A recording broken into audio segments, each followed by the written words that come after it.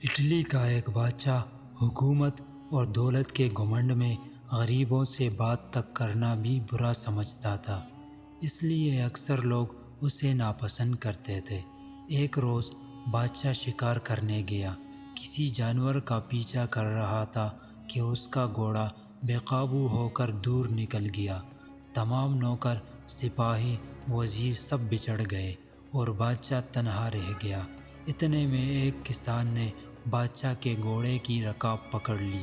اس کی شکل ہو بہو بادشاہ سے ملتی جلتی تھی، فرق یہ تھا کہ اس کی پوشاک اور حالت غریبوں جیسی تھی۔ اس نے بادشاہ سے کہا کہ میں 3 دن سے حضور کی ڈیوٹی پر بھوکا پیاسا چلا آ رہا ہوں، مگر کوئی میری فریاد نہیں سنتا۔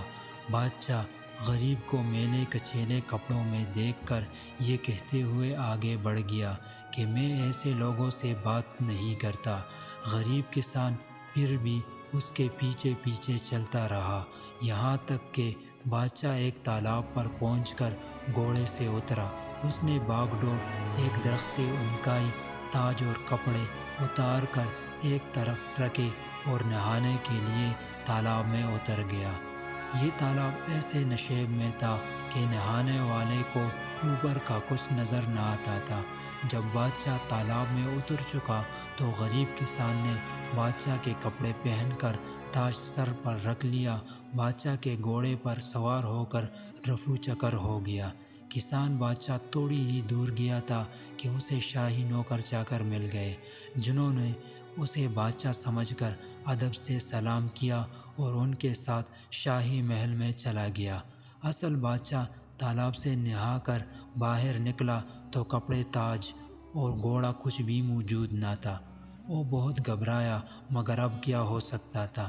ناچار غریب کسان کے میلے کپڑے پہنے اور کئی دن تک فاقے کرنے اور بھٹکنے کے بعد شہر پہنچا، مگر اب اس کی یہ حالت تھی کہ جس سے بات کرتا کوئی منہ نہ لگاتا، اور جب یہ کہتا کہ میں تمہارا بادشاہ ہوں تو لوگ اسے پاگل سمجھ کر ہنس دیتے۔ 2-3 ہفتے اسی طرح گزر گئے۔ جب اس پاگل کا قصہ بادشاہ کی ماں نے سنا تو اسے بلوا کر اس کے سینے پر تل کا نشان دیکھا، پھر جس سے اس کی سچائی کی تصدیق ہو گئی۔ کسان نے اصلی بادشاہ کی یہ حالت دیکھ کر کہا، کیا تم وہی شخص ہو جو دولت اور حکومت کے گھمنڈ میں غریبوں کی فریاد نہیں سنتے تھے؟ اسی کی سزا دینے کے لیے میں نے یہ سب کیا تھا۔ اگر تم گھمنڈ چھوڑ کر رحم و انصاف کا اقرار کرو تو میں تمہارا تاج و تخت واپس کرنے کو تیار ہوں، ورنہ ابھی قتل کا حکم بھی دے سکتا ہوں۔ یہ سن کر بادشاہ نے عاجزی اور ندامت کے ساتھ اپنی غلطی تسلیم کی اور کسان اسے تاج و تخت واپس دے کر گھر چلا گیا، جس کے بعد بادشاہ نے اپنی اصلاح کی اور چند دنوں میں اس کی نیک نامی کا ڈنکا دور دور تک بجنے لگا۔ تو اس طرح خوبصورت اور دلچسپ ویڈیوز اور کہانیوں کے لیے ہمارے چینل کو سبسکرائب کریں۔